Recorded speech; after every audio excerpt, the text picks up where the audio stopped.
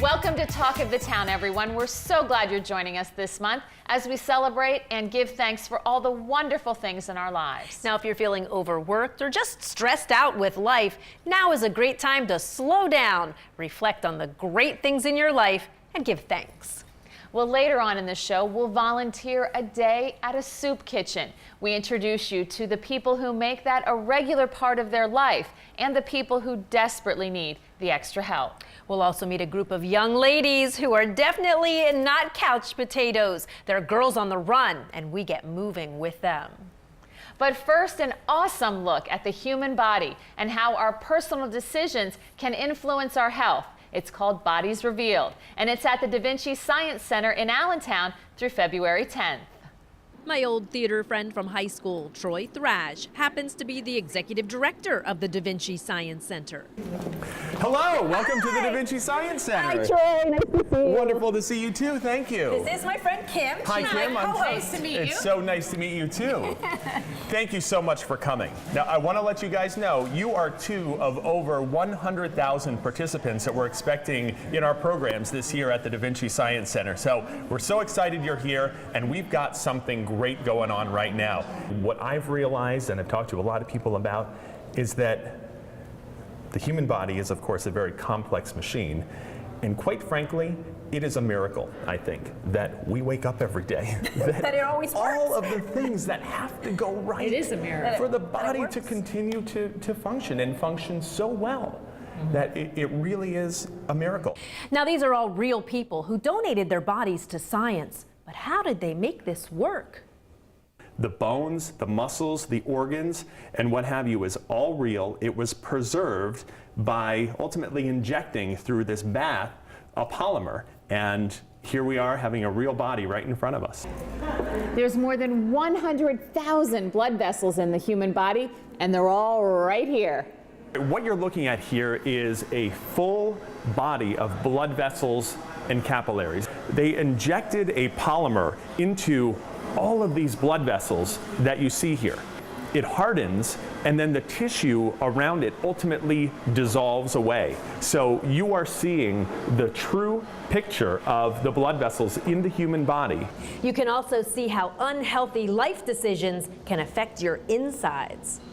So over here we have a nice healthy lung. You can see a little bit of dark coloration there, and that generally happens just because of the general pollutants in the air. But for the most part, the lungs remain a very healthy color there. Now, if we look over here, we see a lung. It's a smoker's lung. You see this particular lung here. It's very dark, and you can see there that that lung actually has lung cancer. And the person that looks at this and then pulls those cigarettes out of their pocket and tosses it in your receptacle, how does that make you feel when you see that happen?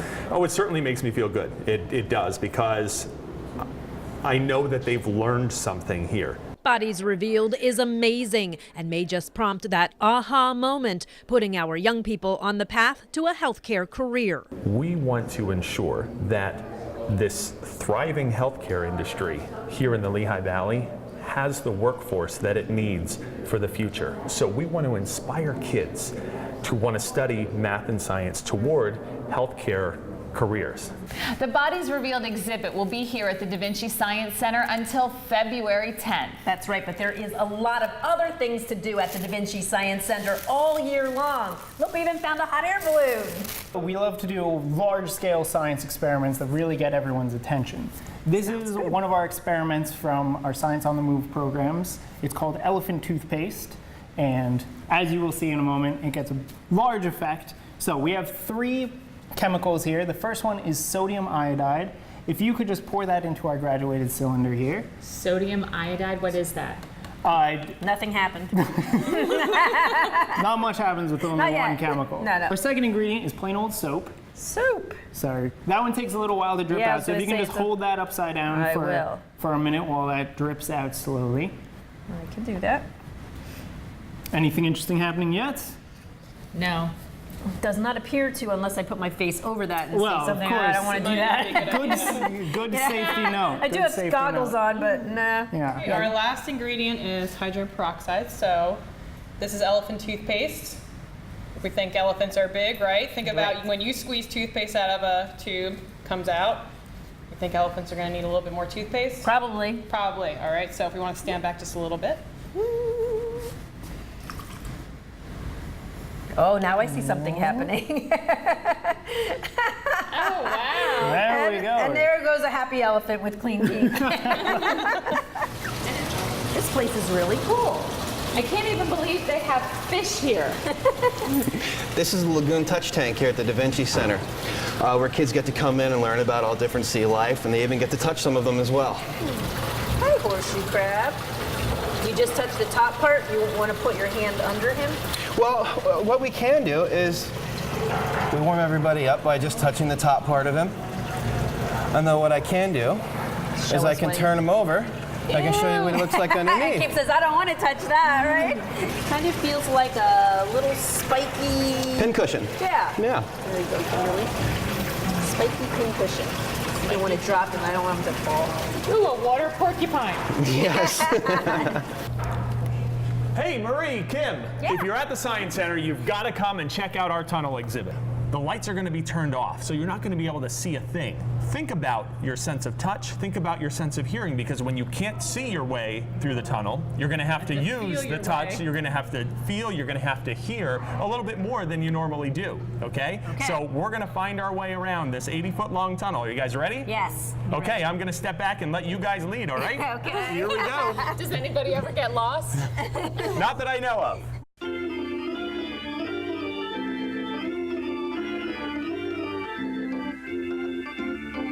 I see the light at the end of the tunnel. I see the light at the end of the tunnel. Made it.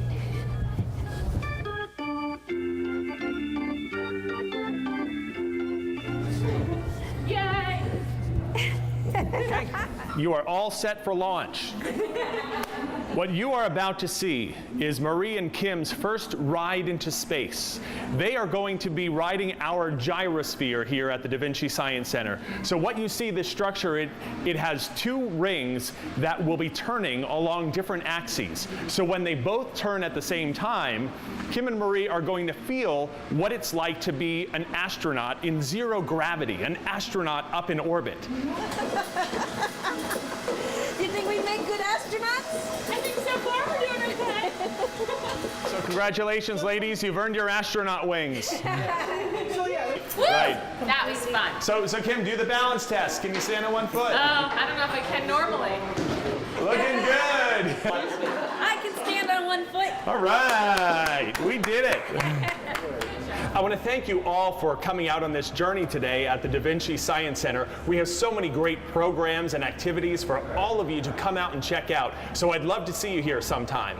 But the last step on our journey, our heroes, Kim and Marie, now that we've gone up into orbit and felt what it's like to be a NASA astronaut, now we're going to be going into our hurricane simulator, where they're going to be experiencing 78-mile-per-hour winds, which ultimately is a Category 1 hurricane. So ladies, I want to thank you all very much. Are you ready for this last step of the journey? We are ready All in right. just a minute, because we want everybody at home to enjoy the Da Vinci Science Center too. They have graciously given us a family 4-pack of passes to the Da Vinci Science Center, so you can enjoy it too. That's right. You know how to do it. Just go to our Facebook page, like the right photo for your chance to win. All right, you ready for this? All It's right. going to be a great hair All right, day. ladies, Great hair day. good luck. We're not Kansas anymore.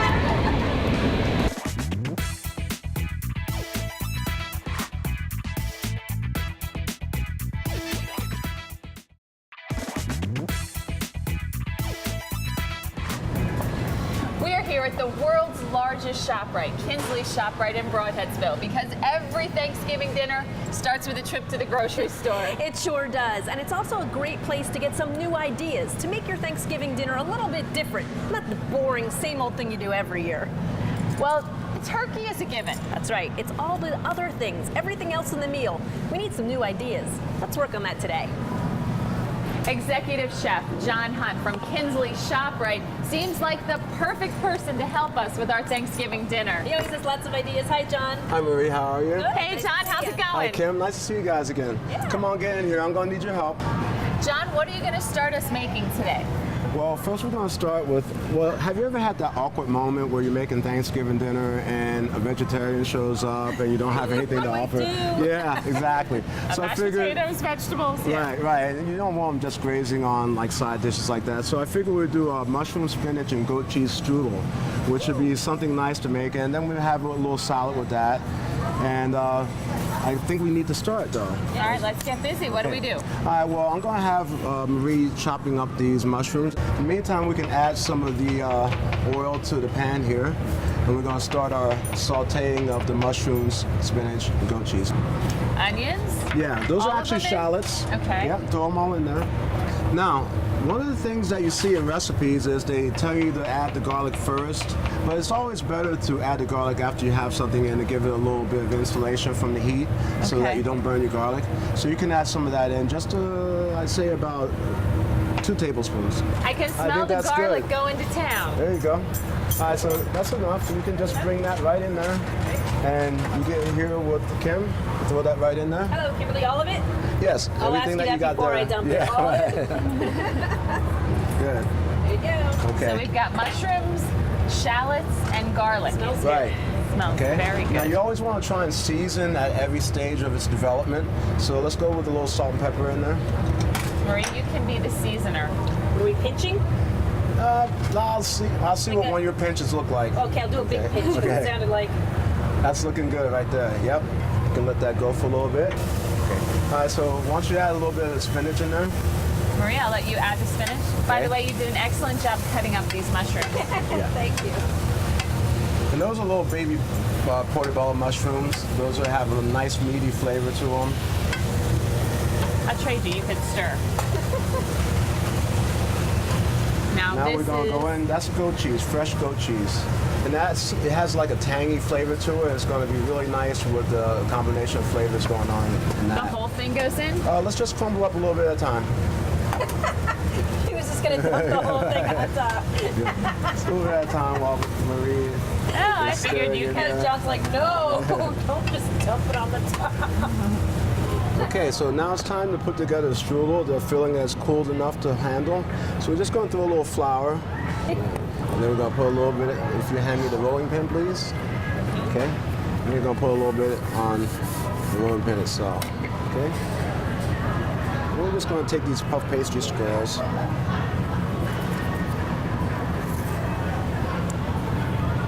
And roll them out a little bit. Okay. And you don't want to go too thin on them. You want to keep a little body to it. Okay? So you notice I'm just giving it a little back and forth.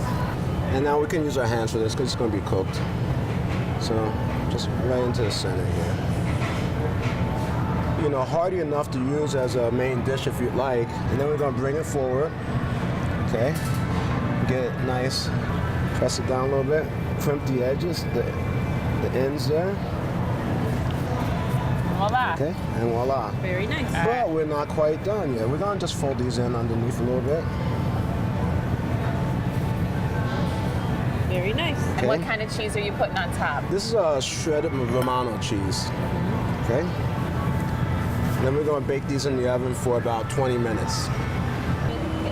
Okay, so here's the finished product. Makes for a nice presentation so as well. yummy. Right? Yeah, we're ready. Okay.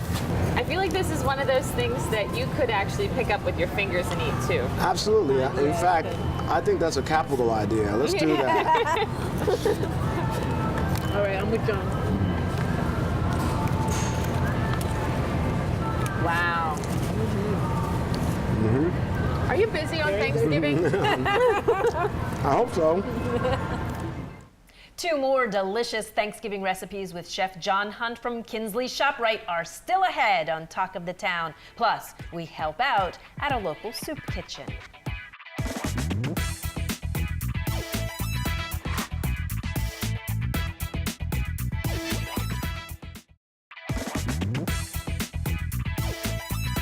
Welcome back to Talk of the Town. It's that time of the year when we're reminded to be thankful for friends and family and the fact that we have food on the table. That's right. It's also the time that many people decide it's time to give back, to give somebody else a helping hand. And today we're going to do just that. We're at the Salvation Army Food Kitchen in East Stroudsburg. Need help with that apron? I think I'm good. Kim and I have our aprons on. We know we're not quite ready yet to get put to work, but what do we need to do next, and what are you going to put us to work doing? Hairnets and gloves. Yay! We like hairnets. Been a while since I put a hairnet on my head.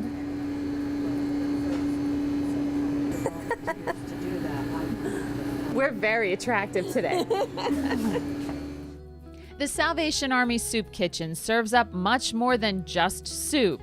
Marie and I got busy right away helping Stephanie and her small army of volunteers prepare a hot meal. On today's menu, ham, mashed potatoes, corn, pears, and even a yummy dessert, courtesy of a local grocery store. It's a pretty big need. There's a lot of people out there that are either homeless or jobless that don't have enough money to feed their families or their children. We come every day when they're open. Hey, it's good. You know, it's a warm meal for everybody. We feed about anywhere between 25 to 100 people a day. We're open Monday through Friday. There's not too many places out there to get a nice hot meal. I mean, you just walk in for free. And yeah, some days there are no soup kitchens like at night. There's no soup kitchen sometimes. So it's one meal a day. It's better than nothing. They're grateful to be able to have a meal that they can come in and eat, and they usually come in and say thank you, please. It's a great feeling to be able to help somebody. How important is it to you to be able to come in here to the Salvation Army Soup Kitchen? Really important, because it's about the only meal I get every day. You know, you got people that are unemployed and need to be helped, so this is just another way of giving back and letting them know that you're not alone. enjoy your lunch. We helped make it today. We helped serve up almost 60 lunches, and everyone was extremely thankful for the hot meal and the friendly atmosphere. Here, the volunteers and the diners share smiles, conversation, and some laughs. Are you going to eat your cake? I'm debating. I'm practicing for a honeymoon, so I'm trying to keep my weight down. Lunch is served from 11 a.m. till noon, and Stephanie relies solely on volunteers to help with everything. I'm grateful for anybody that can come in, and even if they come in and just do a 4-hour shift to help out, that's great. If you want to come in and come in once a week, even better. I have some people that come in almost every day. You run like a well-oiled machine. Everything is just the way it's supposed to be. The Salvation Army Soup Kitchen depends on people like Anthony Santiago. He started volunteering over a year ago. He enjoys helping out so much he can be found in the kitchen almost every day. You know, I come here mostly every day, and I do the 4 hours or whatever, or if they need me a little extra, I stay. And then I go home and walk my dog and carry on for the rest of the days. They're all very thankful.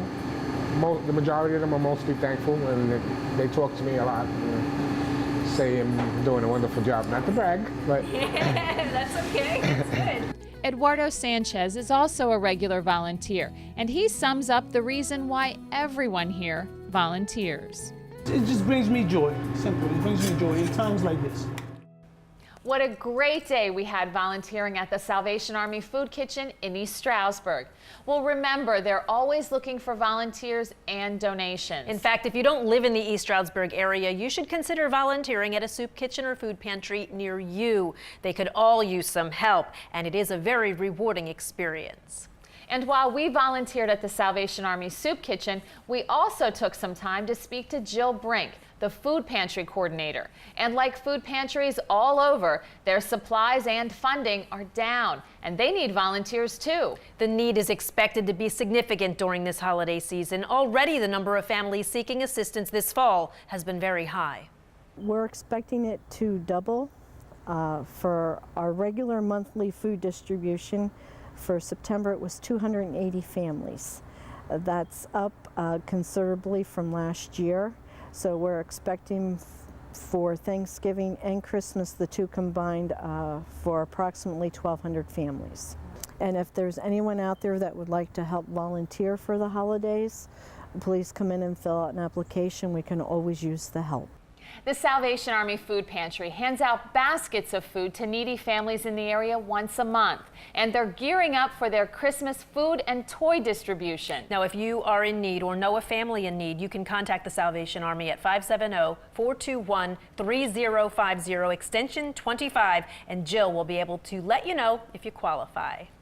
Well, as we get closer to the holidays, it seems like I'm always running out of time or looking for ways to save time and get things done faster. It's never ending. I know it is. We have scoured the internet and come up with some useful tips to help you around the house. Now, these are some of our favorite tips, right? They are. And let's get started right away. This is an interesting one that I found on the internet, and unfortunately, I've never actually done this. I could have saved myself some messy fingers. If you've ever eaten a sugar cone and you know at the bottom of the sugar cone, by the time you're done eating, the ice cream's running down your right arm. through. Well, here's a really cool tip.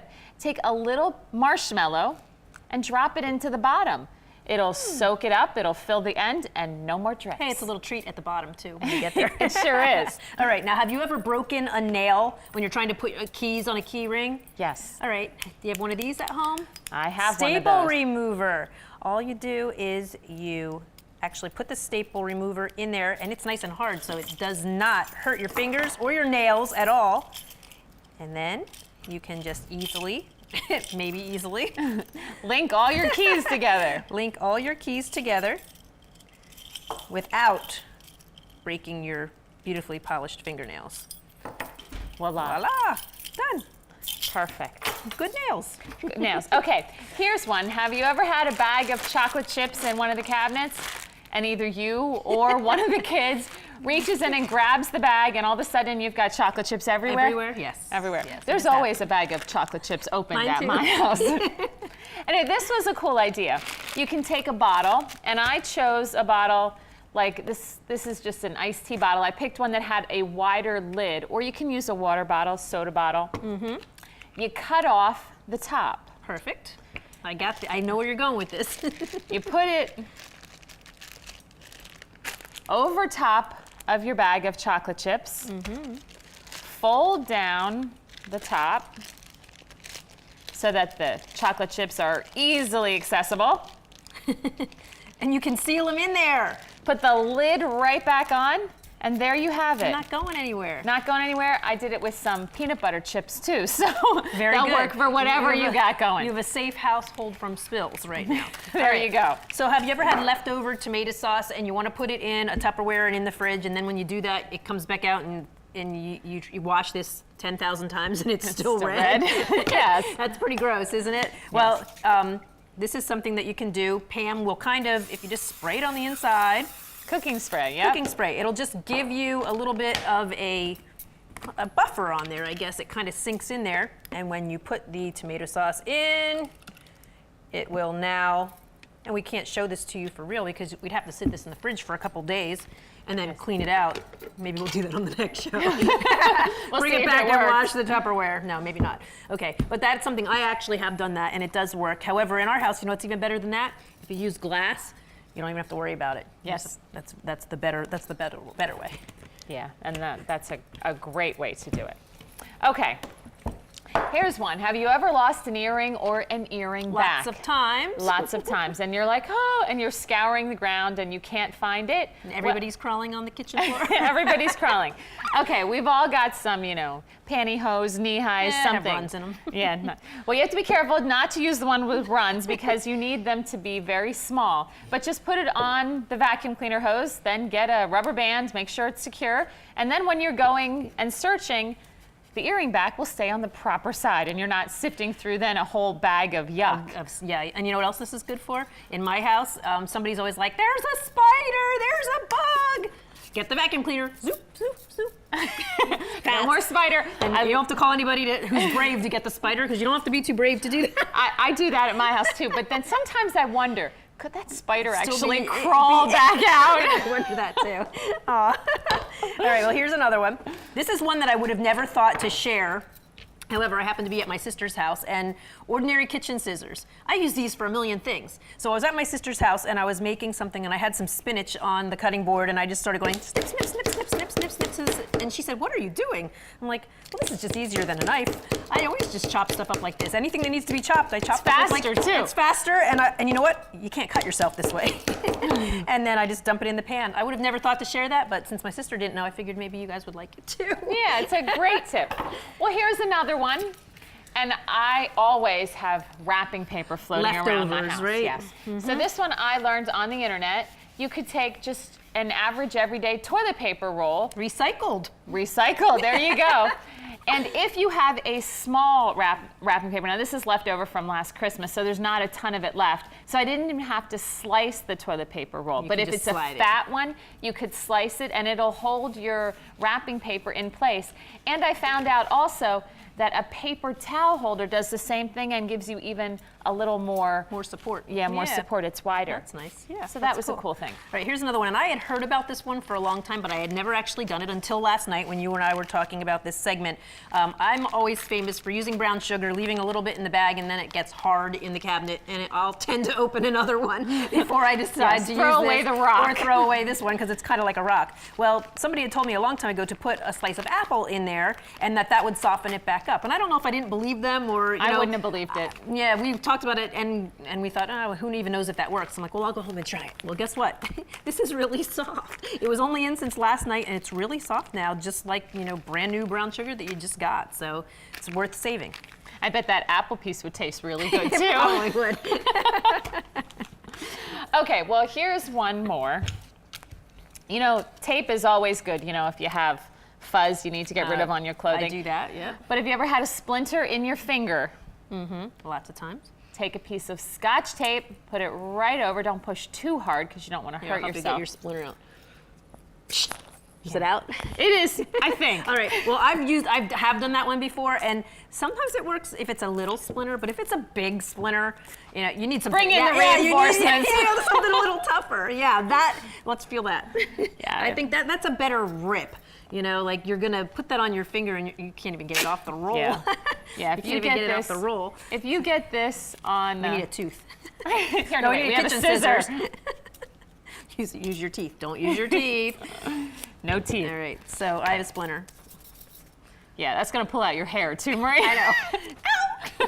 Okay, yeah, but that's a better. I think that would work better than Scotch tape. But you can try. You can try them both and see what you like. All right, here's one that I've done always. I don't know. Some of these things are just like common sense. If you've done them your whole life, probably you learned them from your parents. I always learned that when you want to squeeze a lemon and get the most lemon juice out of it, you actually should squash the lemon, roll it.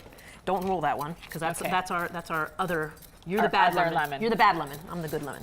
I never heard this until we saw this. You didn't? Okay. I do a lot with lemons, and here, you cut yours in half. Okay. You have a cold lemon. That lemon has been living in the refrigerator all day. This lemon has not. Your Okay, lemon, so that's a room temperature lemon. This is a room temperature lemon, and when you roll it like this, you're already breaking up a lot of the pulp inside. So as soon as I cut this, it's going to be really juicy. So you have a cup, I have a cup, and we're going to just squeeze them. See? Do you see that? How juicy that was? Yeah, it's already going to town. So this just without doing an excessive amount of work. See who gets more lemon juice. And I can honestly say I've done this always. I have always done this, but I never did this experiment to see if it really gives you more lemon juice. So we'll find out. But it's always easier. Like I don't feel like I have to use a lot of effort. It smells very lemony in here now. Oh, Marie, I can see it already. Yours definitely has more lemon juice in it than mine does. Yeah. I'm squeezing pretty good, too. I'm going to keep going because I don't want to fail. But see, I mean, they were pretty much the same size lemons, and it really wasn't a whole lot of effort. Yeah, let's let our camera compare. Yeah, mine has a little bit more than yours. So that's a pretty good tip, and I don't know, that's the kind of thing, I've just always been used to doing that my whole life. I just always... Well, it was a good thing to do. Yeah. And now I'm going to do it too. So keep it room temperature and then roll it around. Roll it around on the counter. See, we have some good tips for you. Talk of the Town will be right back, and we're going to have some fun with No Shave November.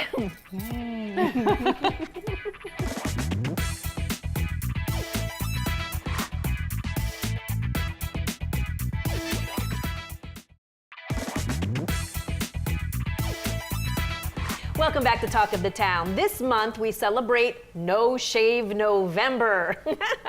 We don't really know where this started, but I heard it may have something to do with hunting season. Well, I heard it might have started in high schools. I have a teenage boy who doesn't want to shave the entire month of November. That figures. However it got its start, there are lots of people participating in No Shave November. You may know some of these famous faces. Like Abe Lincoln. Yep, always had a beard. I don't think we ever saw him without one. I don't think I ever have. All right, so how about Santa Claus? One of my Same thing, favorites. right? Never saw Santa without a beard. Nope. ZZ Top. Some of the most famous long beards. That's true. How about this one? Brad Pitt. Have you seen his new commercial? Yeah, very nice. All right, we both like Brad Pitt. That was good. Chuck Norris. All right. Chuck Norris can do no wrong. How about Pavarotti? Pavarotti, yeah, he can sing and he has a beard. And he has a beard. All right. Yep. Tom Selleck. I had such a crush on him. You know what? He's still handsome, isn't he? Yes, and he's always had that mustache. How about Burt Reynolds? Smokey and the Bandit. He's a famous mustache too. That's right.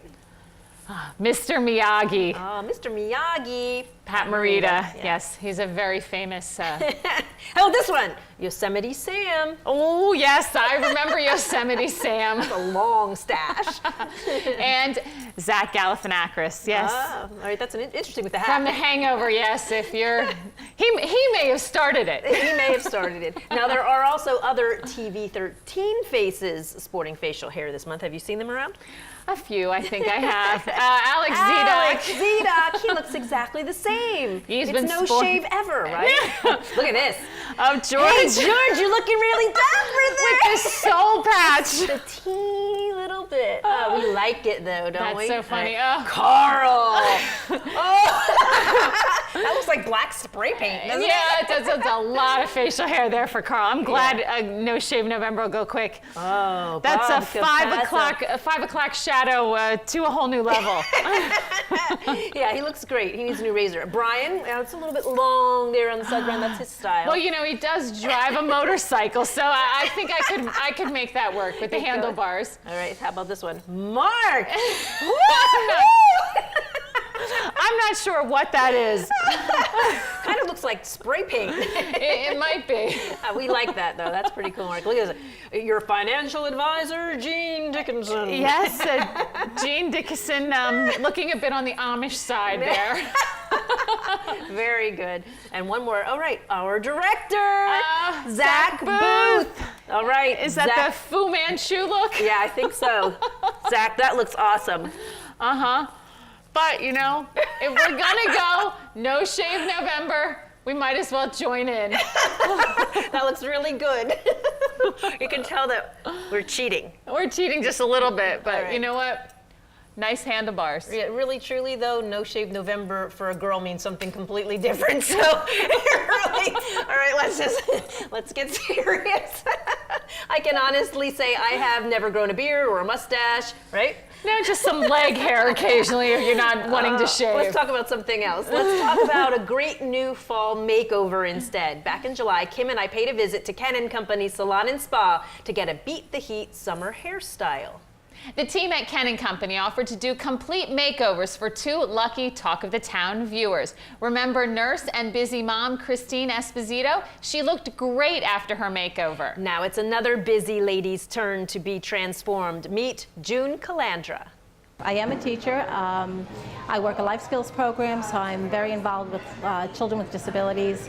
I also have a parent. I'm a grandmother. I've got 8 grandkids, so my life is very busy, and I don't have a lot of time to sit and spend and do things for myself. I've actually wanted to have a makeover where I just go in and they say, this is what would look best on you. I don't know what would look good on me, so I'm hoping they come up with some suggestions. I don't want to go too short. My husband likes long hair, but I'm open to suggestions. Today for June, what we're going to do is first we're going to take her deeper and darker with the color, more of an auburn, very seasonally appropriate. She's got these amazing blue eyes that are right now fading into the skin tone, the hair tone, so the red is really going to make it pop. right now her hair is about to here. We're going to take it up to about here, put a lot of nice layers in. She's got some breakage going through here, so that'll help to get rid of the breakage, give her a fresh, clean slate. And we're going to bring the front up to right about here with the layers, so that way it really brings the focus to her eyes. Today, June is going to have a new fall look. We're going to do some jewel tones on her today. I think something to match her new hair color would be great. A little bit for day, and then I'm going to teach her a couple of tricks to bring it in tonight. That's nice. Yeah. Feels nice too. I don't know what you put in it, but it feels so nice. Yeah, it's silky and good, right? Yep. Nice. Yeah, perfect. I love the color. I don't think I've ever thought about going this color, but I do love the color. And she said it would make my eyes pop between the makeup and the eyes, the makeup and the hair. I do. I definitely like the color and the hair. Style, I'm not used to it short, but I do like that. Yeah, I like it a lot. I'm very pleased. Are your students going to recognize it tomorrow? Probably not. I hope they don't. I've needed the change so badly. I hope they don't recognize me tomorrow. Congratulations to June on her brand new look. That color really did make her eyes look fabulous.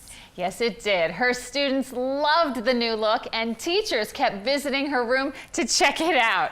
And her husband was also very happy about the change. Now it's time to head back to Kinsley ShopRite, where Chef John Hunt has another recipe to spice up your Thanksgiving. So I was thinking of doing some golden raisins and truffle honey on the little crostini. So I'm gonna have you plump some golden raisins and some dried cranberries and some apple juice. Oh, sounds like fun. Okay. That's a trick, right? Putting apple juice? Well, it also imparts a nice flavor of the apples into the golden raisins. So what I want to do is I just want to cut these down into cubes, and then we're going to put them on the crostini with a little bit of the golden raisins and a little bit of truffle honey. Okay? Fast and simple. And I guarantee you, when you taste these, you're going to wonder how all those flavors. Should we do an assembly line and get it done fast? Yeah, let's go. Ready? Okay. Yeah. Are you going to try one? Oh, absolutely. All right, here we go. All right.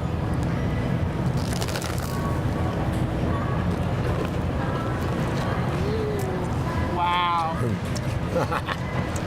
Yeah, I can see, like, I don't want any turkey. Yeah, this is totally awesome. I would personally recommend the crostini with brie, raisins, cranberries, and honey sauce for your Thanksgiving. The recipe is on our Facebook page, so be sure to check it out. Talk of the Town will be right back with some important tips involving diabetes awareness.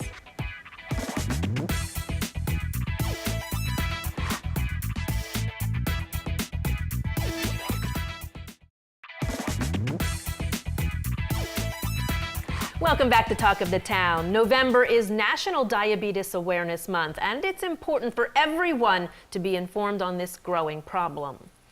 Joining us today is Susan Vroblik, the diabetic educator for Pocono Medical Center. Susan, thanks so much for coming out and talking with us today. Thank you for having us. Let's talk right away about what they call the growing epidemic. Almost 26 million people have diabetes. That's alarming. It's alarming and it's growing. At one point, it used to be 1 in 14. Now it's 1 in 10 people have diabetes. For the person that doesn't even know what diabetes really is, how can you break it down to make it really simple for the person at home to understand what it is that's going on in their bodies? Well, 90% of patients with diabetes have type 2 diabetes. And type 2 diabetes is, for the most part, I don't want to entirely say a lifestyle choice, because 80% of patients with type 2 are overweight, but 20% are normal weight. So for those patients, they have a genetic predisposition. They may be of a certain ethnic background. They may have had diabetes in pregnancy. They may be overweight, family history. And those folks just bump up their risk factors, and when they get the extra weight, it's too hard for their body, it's too hard for their insulin to do its job, to work properly. And when that happens, then their blood sugar goes up, because the job of insulin is to lower blood sugar. Now, I know there's 2 types of diabetes, type 1 and type 2, and Marie has a lot of experience with type 1. My daughter is a type 1 diabetic. She was diagnosed at the age of 2. And I always learned right from the start that her body just took food in, and her body was not able to unlock the energy in that food. And her body's kind of broken. As a type 1 diabetic, that's not ever going to change with lifestyle choices, as maybe a type 2 might be able to make things a little bit better for themselves. So it is a big difference, but that unlocking of the energy from the food is really the basic thing that can't happen in a diabetic's body. In a type 1, it's an autoimmune disease. And we don't really know exactly what causes it or what triggers it, but for whatever reason, in a type 1, the body attacks itself and the pancreas is no longer able to make any insulin whatsoever. Mm-hmm. And without any insulin, the replacement for that is insulin. Mm-hmm. So whether that be through vial and syringe injections, using pens, or now we have pump therapy, which is fabulous for our type 1 patients. Mm-hmm. Pumps can also be used for type 2 patients, and they also have some difficulty if they are still making enough insulin, but their bodies aren't able to use it well. They also have a similar problem of not being able to unlock that. Okay, so it all has to do with blood sugar, and I know that you agreed to test our blood sugars today. So as we begin that process, we can talk about. This is like a home test. We can start bringing that out, and it tells you whether you have sugar in your blood, which is the first thing, and how much, and whether maybe you need to go to the doctor and get checked out a little further. Right. Now, the ideal testing is not with a home glucose meter. Mm-hmm. These are non-diagnostic. You really should be tested by a certified laboratory, but for the purpose here, gives us an idea, right? This is going to just give us a random blood sugar. And this is a piece of equipment that a diabetic would have on hand because they test their blood sugars quite a bit so that they can manage their disease. Absolutely. A patient with diabetes, and I'm going to actually give you a... Thank you. Okay. Oh, we're bringing out the needles again, folks. You'll be okay. It's just a little finger stick. It is just a little finger stick, and just make sure the alcohol's dry because that can affect it. I've learned. Does it matter which finger we're sticking here? We're going to be using the side of the finger. Mm-hmm. The lancing devices that come with the meter are for one person. Mm-hmm. So I brought 2 separate devices. Okay. Okay. Mm-hmm. Since you seem ready first. I'm ready. Do you have a guide that you think you? I have no idea. Okay. If it doesn't work, we'll try it again. How's that? All right. Well, you're pretty. What does that mean, a guide? Does that mean how big the needle is going to be? No, the needle is the same size. I did this finger. Did this one. Yeah. The higher the number, the deeper it goes. No, it didn't even get me. Yes, it did. Oh, then that was really little. Good. I like that Kim, one. I didn't even feel. You're not getting this one. I thought she completely missed it. That was. So it really doesn't. There you go. No, I didn't. Doesn't take much. Kim, I didn't even feel it. I thought she missed. 114. That's a good number. That's a random number. Yeah. Eating food and going through a normal day, that's a good number I to have. had cookies this morning. Am I in trouble? No. Okay. No, you were doing fine. If we had gotten a random glucose greater than 200, I would tell you to please call your physician. Okay. So you did good, Marie. I did good. Okay. Right, your turn.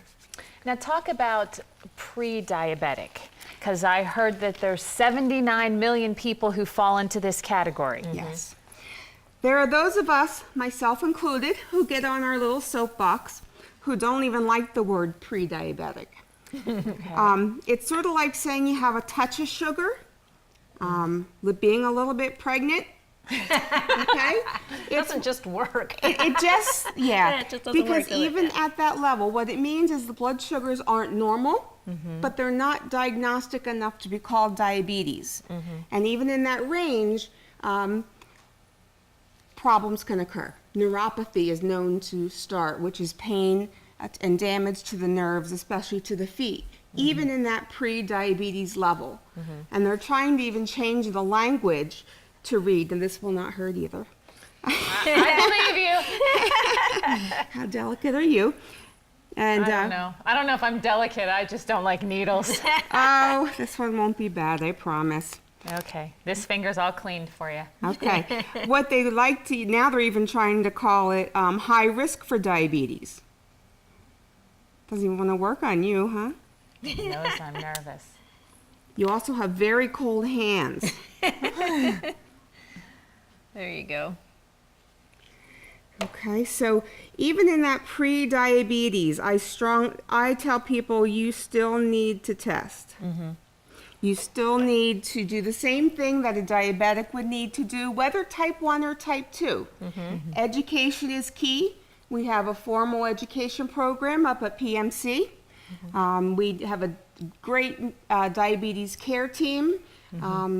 It's headed now by our new endocrinologist, Ronald Pyram. We have myself. I'm the diabetes nurse educator. We have Lynn Garris, who is our registered dietitian, and we are both certified diabetes educators. We all work together out of the same office, so you will see all of us during your visit with us. And your magic number 93 is 93. That's a good number too. Yeah. So that's good. So what do the numbers mean? Like, what does a 93 mean versus, I know 200 is the get nervous moment. Somebody who is not diabetic, under 100 before a meal, typically fasting, is normal. Well, all I've had today were some cookies, so it's been a while since I've eaten.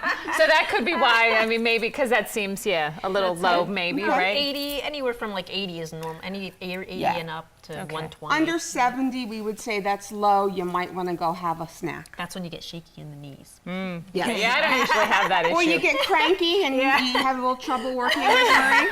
You can tell me about it when it's under 70. As far as managing diabetes, we already talked about, doing the blood sugar is important if you know you're diabetic, but also your diet and exercise. It's a complete balance, isn't it? Absolutely. Diabetes is one of the only diseases I know that it is diabetes self-management. Who decides what you're going to eat? Who decides if you're going to eat? You do. Who decides if you're going to test? You do. Who decides if you're going to take your medicine? Right, if you're going to exercise, so all that. So you're very empowered. You're very empowered. You can choose to be empowered or choose to give up. Well, and you hear a lot of people say, I was really overweight and I was diabetic and I lost all the weight and I'm not diabetic anymore. And so that's an interesting thing to hear from people. But it's not quite true. Oh, okay. It's not that they're not diabetic, they're diet controlled. As soon as that weight goes back on, they'll become diabetic again. Then, well, they never weren't diabetic. They'll have the blood issues. Sugars will start to go up again. The closest we have come to, and I don't want to use the word cure, but remission is gastric bypass. And it's the way the bypass, and which is a huge undertaking with its own level of complication. All right. Well, I think we've passed along a lot of information. I hope people at home realize that it's important to get tested because there are an awful lot of people that are A, undiagnosed, or B, maybe have been diagnosed but don't understand the disease, so they just tend to ignore it. Not a good idea, is it? And just some of the main symptoms, some of them you ignore because they're symptoms that are everyday things you may not realize. Fatigue, and we blame that on everything. Yes. Increased urination and increased thirst. They're the big ones. Right there, and if you've had drastic weight loss. And that's something you need That's to look. something else. All right. Well, thank you very much, Susan, for sharing all of your knowledge with us today. You're welcome. We appreciate it very much. You're welcome. Yes, thank you so much. All right, and all of you, now we're going to head back to Kinsley ShopRite for one final recipe, sure to be a hit at your Thanksgiving dinner. So now we're going to make a baked brie, which is going to be a nice appetizer. And we're going to wrap it in puff pastry and put a figs and orange spread topping on top of it. Ooh, that sounds interesting. Yeah, sounds yummy. So a little more bench flour. So we're going to go down with the puff pastry. Puff pastry is fun. Yeah, it's got a lot of uses. And we're not going to go crazy again with making it too thin. That's the one thing you don't want to do with puff pastry is make it too thin, because then it'll start breaking apart on you when you're trying to handle it. Okay. And I just scraped the top of that off because we're going to be putting a topping on that, so we don't want an insulation actually to get there. Right. So you put the whole 3 inside. Right.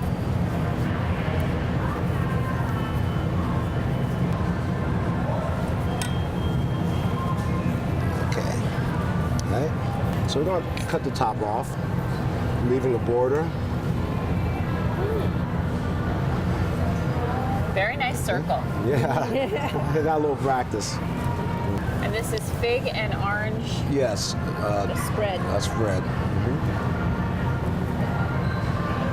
Looks good. Okay. All right. Now you're cutting strips? Yeah, we're just going to cut the strip, and I'm going to show you how to make a lattice real quick. So I'm going to lay each of these out across. It's like I'm making an apple pie. Yeah. Alternately fold one back, and it's very simple. All you're doing is alternating. Okay. Now, the one thing that you definitely want to do is you want to make sure that you press these in so that they're like... Pinch them in. Yeah, pinch them in. So we're ready to go. We're going to throw this in the oven for about at 350 degrees for about 40 minutes, and then we should be able to have some. All right. All right, well, we want to try it, so you can serve it up. Yeah. Now, classically, this is served with some kind of cracker, and this is a nice flatbread cracker here. It's got a nice savory taste to it. So again, you're playing the savory off of sweet, and let's get started. All right, and as you cut this up, we want to thank you for inviting us to your kitchen today and showing us all of your great ideas, because you really did give us some great ideas for Thanksgiving. It's my It won't pleasure. be the same boring Thanksgiving dinner. Oh, absolutely not. that many of us get trapped in year after year. Yeah. And well, if you don't have anywhere to cook on Thanksgiving, I can take a hint. The only thing is, you don't want to cut this really thick. You want to cut it fairly thin because it's very rich. Go to our Facebook, like the right photo for your chance to win a gift certificate that will help make your Thanksgiving dinner that much better. That sounds fun. Oh, this looks really good. Yeah. Hurry up, John. I want to try it. He's trying to get all the plates done. I'm like, no, let's just eat. Okay. Thank you. Ready? My pleasure. We'll be right back with much more Talk of the Town. Don't go away.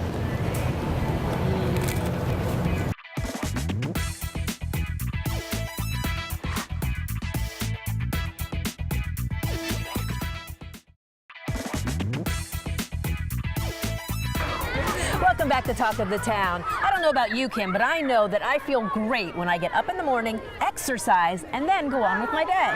Absolutely. It's important for everyone to exercise, and you should start early in life. Hey, Girls on the Run. Do you know what that's about? Yes, let's join them.